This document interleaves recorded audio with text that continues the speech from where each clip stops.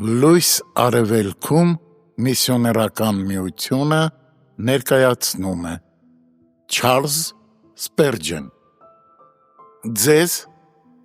հավատացյալներիդ համար նա պատվական է Առաջին Պետրոս 2:7։ Ինչպես բոլոր գետերը ծովն են լցվում, այնպես էլ մեր ամբողջ հիացմունքն ու բերկրանքը մեր սիրելիի մեջ է։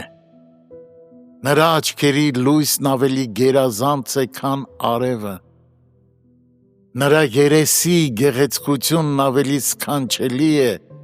քան ամենաընտիր ծաղիկները։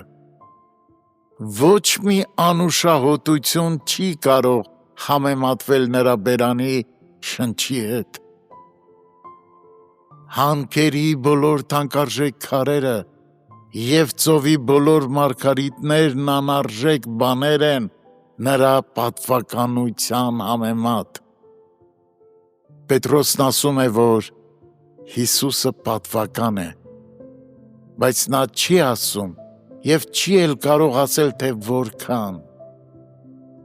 Մեզանից ոչ ոք երբեք չի կարող հաշվարկել,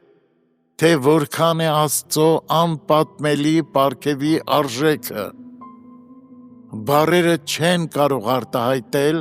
թե որքան պատվական է Տեր Հիսուսն իր ժողովրդի համար, ոչ էլ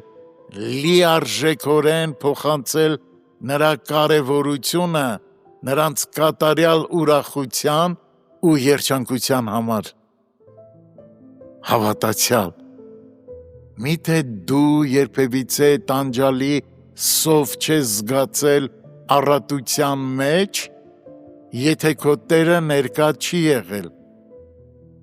Արևը շողացել է,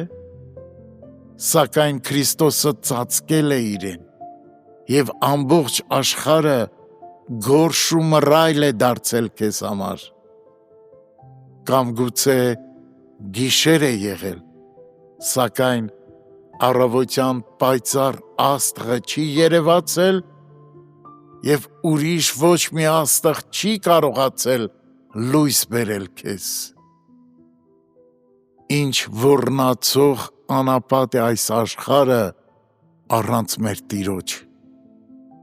Երբ նա իր երեսը ծածկում է մեզանից, մեր պարտեզի ծաղիկները թոշնում են, մեր հաճելի պտուղները քայքայվում, թռչունները դադարեցնում են իրենց դայլայլը, և փոթորիկը տապալում է մեր հույսերը։ Երկրի բոլոր մոմերը չեն կարող ցերեկային լույս տալ, եթե արդարության արեգակը խավարել է։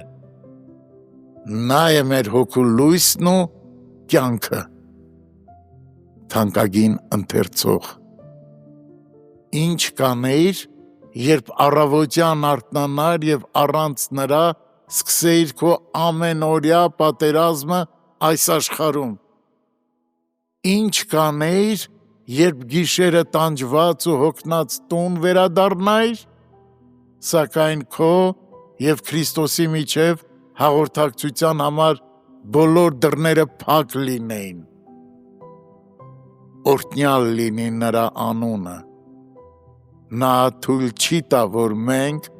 միայնակ կրենք մեզ բաժին ընկած նեղությունները,